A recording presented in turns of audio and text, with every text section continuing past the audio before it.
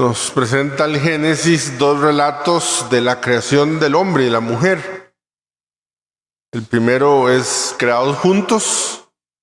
El segundo que acabamos de escuchar, creado primero el hombre y luego la mujer. Como siempre, como una piscina sin fondo donde uno puede nadar en la palabra de Dios y encontrarnos siempre con tantas riquezas.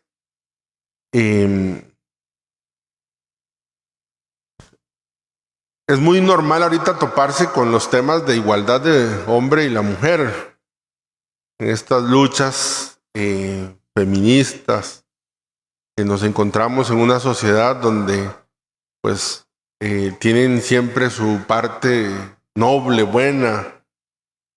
Y es muy curioso cómo toparse un texto como el que acabamos de escuchar, siendo en el contexto en que fue escrito ciertamente una cultura un poco machista, encontrar, digamos, como detalles que revelan la concepción en realidad de cómo percibía la mujer en el contexto del relato. Y habría que decir incluso no solo de igualdad, sino de superioridad. La mujer sobre el hombre. Por ejemplo, dice el autor sagrado que el hombre varón, fue hecho ¿de qué? De barro. Y este relato nos dice que la mujer fue hecha de la costilla de Adán. Dicen los biblistas que es un detalle que pasa desapercibido, pero miren que ha mejorado el material del cual fue hecho el hombre. Claramente, recuerde que estamos hablando de un contexto biológico, ¿verdad? No físico ni creacional, sino hablando de esto. Dice, bueno, ahí hay un peldaño incluso de superioridad en el sentido de la mujer. Curioso porque, repito, en el contexto de la cultura un poco también machista. Dice además que el origen, ¿verdad? El origen del cual es creada la mujer, la intención por la cual dice, para que le ayude al hombre. Y es muy interesante porque esa frase tomada en contextos un poco, digamos, con el hígado, dice, yo no estoy para ayudar a nadie, ¿verdad? Pero fíjense que el trasfondo es otro. ¿Quién es más fuerte? ¿La persona que necesita ayuda o la persona que ayuda? Así nomás de entrada, ¿la persona que necesita ayuda o la que ayuda? ¿Cuál parece presentarse más fuerte? La que ayuda. Y se viene entonces, también dice algún comentarista bíblico, se presenta esa concepción increíble, oculta allí, presente, en que también presenta y lo ven por encima. Y todavía si no nos queda claro, tenemos el relato que vamos a escuchar mañana, me parece, el relato de la tentación. Si yo tengo dos columnas y una columna necesito dinamita para explotarla y otra con tal de que un niño la empuje, se caiga, ¿cuál es más fuerte? Disculpe la retórica tan tonta que he dicho, la que necesito dinamita. Y entonces fíjense que en el relato de la tentación es muy interesante, porque para ser vencida la mujer necesitó de un ángel caído para convencerla.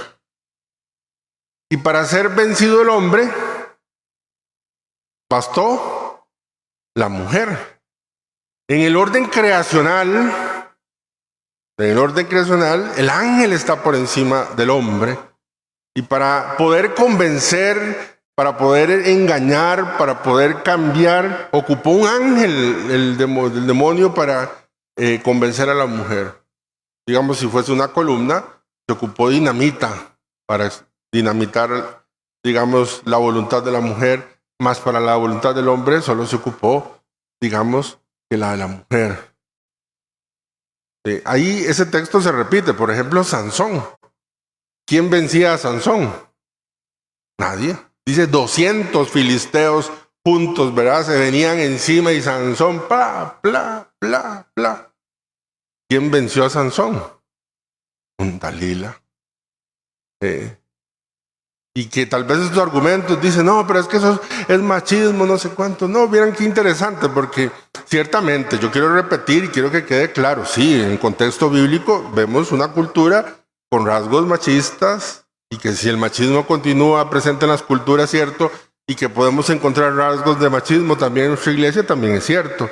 Pero también encontramos fundamentos bíblicos muy ricos, como los 3 que acabo yo de medio mencionar, y que nos revela entonces la concepción en la hora de la creación con respecto a la mujer. Y además yo lo veo. Dicen, la mujer, el sexo débil. ¿Qué va? Hay que ver un hombre con gripe, ¿verdad? Y una mujer con gripe, ¿verdad? Esa capacidad de, en la casa, de los hijos, saca la gripe del uno, saca la gripe del otro, del tercero. Y ya cuando todo el mundo se enfermó de gripe, ahora sí, se engripa ¿cómo hace para controlar las defensas, verdad? En el hospital de niños, que el Señor me llamó a servir algunos meses, al que yo veía, la que veía al pie de la cruz, era la mujer, y no tanto por cuestiones laborales ni mucho, sino por cuestiones emocionales también, ¿verdad? Interesante cómo este relato nos presenta. Tampoco es que estoy basureando al hombre, ¿verdad? Lo que estoy es tal vez poniendo en evidencia unos detalles bíblicos que algunos biblistas mencionan en algunos comentarios y que me parecen muy ricos a mí. Lo segundo que quiero decir es de este texto del Evangelio. A los que son de San Rafael de Cartago le dicen churucos. A los que son de Escazú les dicen brujos, ¿verdad? Así tenemos apodos que le dicen a los que son de cierta región.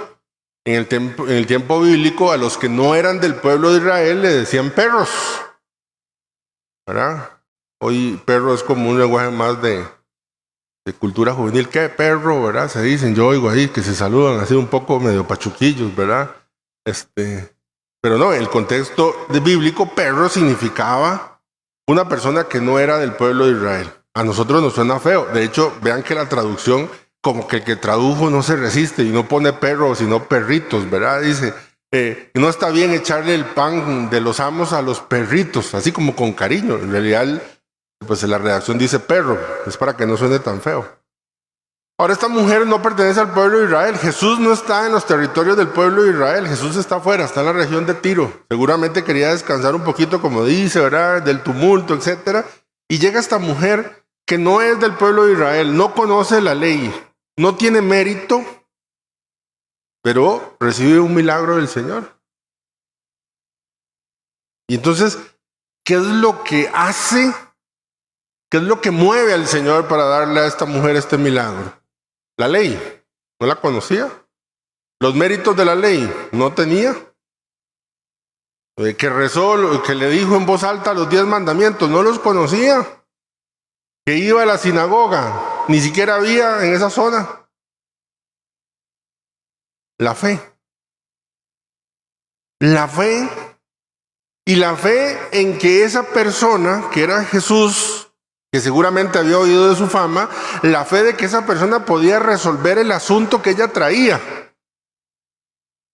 Y ella le dice que tiene una hija que está con esta condición y que le gustaría muchísimo que la liberara. Y en ese diálogo con Jesús, donde Jesús le dice, pero bueno, ¿usted cómo viene a pedirle a alguien que ni siquiera usted es del pueblo de Israel? No se lo dice así, le dice, ¿cómo si la salvación es para los del pueblo de Israel? Se lo voy a dar a una pagana como usted, utilizando la imagen así del apodo que le decían. Mas esta mujer sabe que no tiene mérito, no se echa a pelear, no le dice, ¿qué es la cosa? ¿Por qué me dice tan?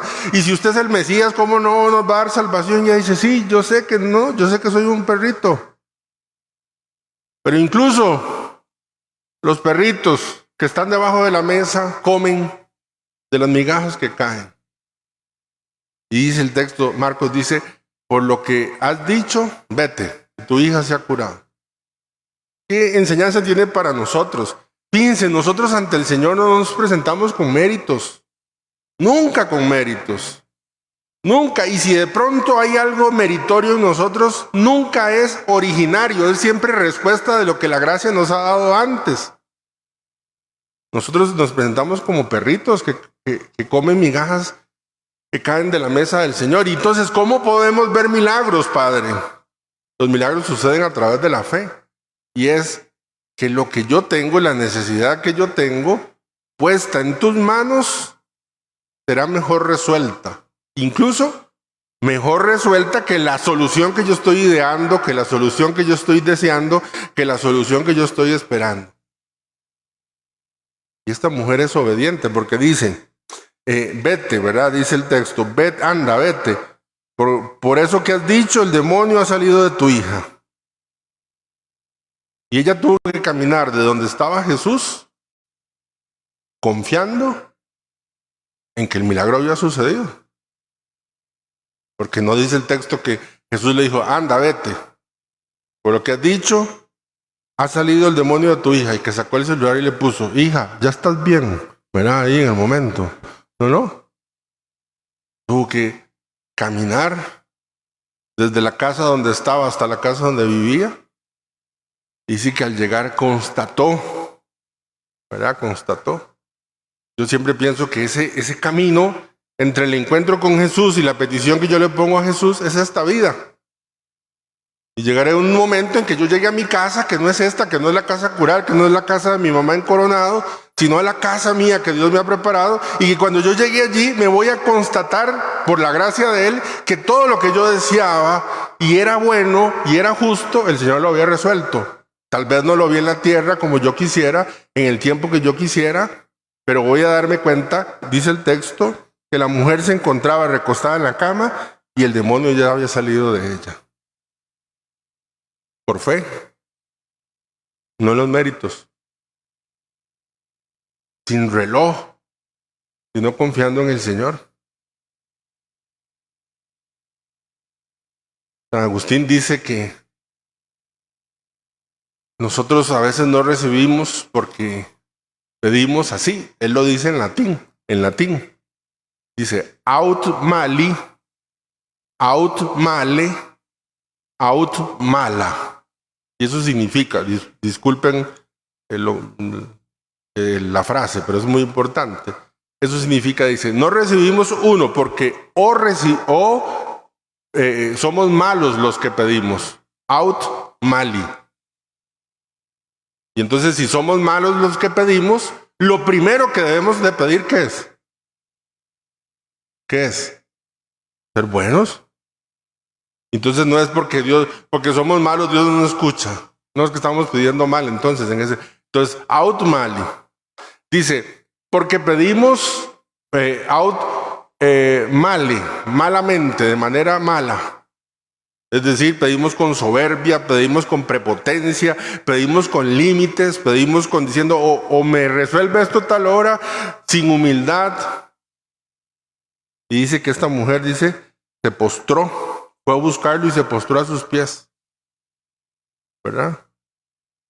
Entonces, o pedimos de manera malamente, o pedimos cosas malas, aut mala.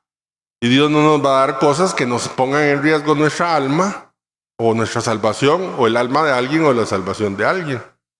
Y eso es lógico. Que mamá a un chiquito ahí de 1 o 2 años está jugando y el chiquito le pide el cuchillo, ¿se lo va a dar? ¿Quién? Nadie. Porque sabe que eso le puede hacer daño. Y aunque al chiquito le parecerá que eso es un juguete, pues la mamá y el papá saben que no lo es. No sé si han venido a esta Eucaristía por los motivos que hayan venido. De pronto, hoy el Señor nos está invitando, pidan. Siempre son muchos los textos, pero pidan con fe. Atención, pidan con fe no significa que voy a tener la fe que Dios me va a conceder esto. Después es pedir un poco con soberbia incluso. Y no pedir sin ningún mérito delante de Dios. Señor, no tengo mérito. Incluso si nos vamos a poner finos, no solo no tengo mérito, sino también tengo cosas por las cuales ni siquiera tienes que escucharme. Pero lo estoy haciendo con fe porque sé que tú eres el único que puede encargarse de esto. Cuando el Señor me dice, bueno, anda, vete. Y esa fe que has mostrado me ha impresionado. Y camino. Y llegará el día en que llegue a la casa y dije, uy, sí. El Señor se va a encargar de eso. Y se encargará de eso. Y se está encargando de eso también.